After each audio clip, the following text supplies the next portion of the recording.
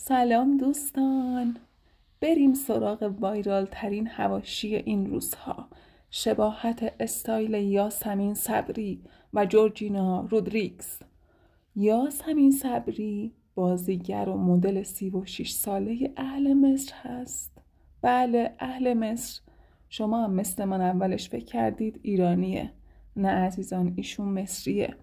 از حدود 2 سال قبل به دلیل شباهت استایل، سبک عکاسی و جزئیاتی مثل جواهرات و مدل مو به جورجینا رودریگز مورد توجه قرار گرفته و حالا دوباره این اخبار وایرال شده و کاربران معتقد هستند چهره این دو شخص شباهت‌هایی به هم داره و یاسمین از این موضوع استفاده میکنه تا همچنان تیتر اخبار بمونه.